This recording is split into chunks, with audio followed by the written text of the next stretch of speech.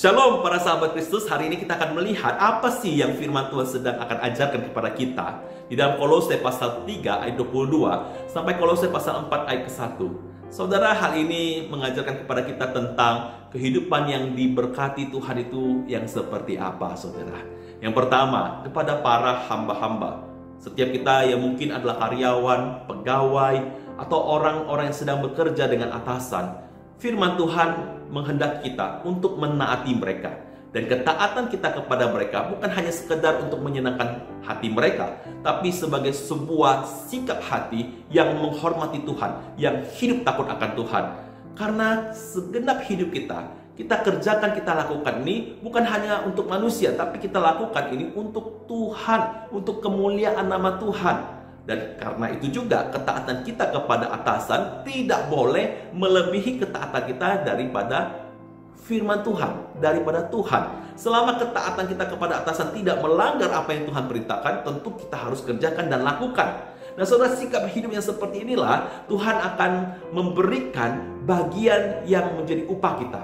Hidup yang seperti inilah Tuhan akan berkati, saudara. Dan kehidupan seperti inilah juga yang akan memperkenankan hati Tuhan. Namun kalau sebaliknya itu kita lakukan, kita tidak peduli, kita tidak mau taat, kita bersikap sewenang-wenang, kita bersikap sombong, arogan, maka kita akan menanggung kesalahan yang kita perbuat. Tuhan tidak memandang orang. Apa yang orang itu lakukan akan mendapatkan akibatnya.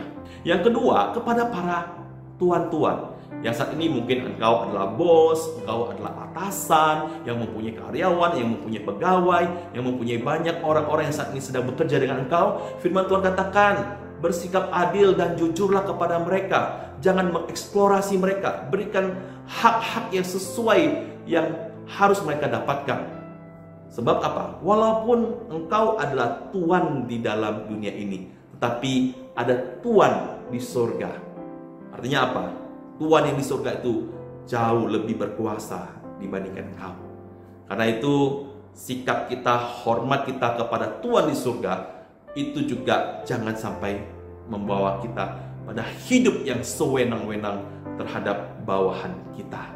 Nah, saudara, demikian firman Tuhan mengingatkan kepada kita, baik engkau adalah seorang hamba, seorang atasan, seorang tuan, hidup kita semuanya harus memperkenankan hati Tuhan. Hidup yang memperkenankan hati Tuhan akan diberkati oleh Tuhan. Demikian hal yang kita pelajari pada hari ini. Tuhan memberkati kita semua. Amin.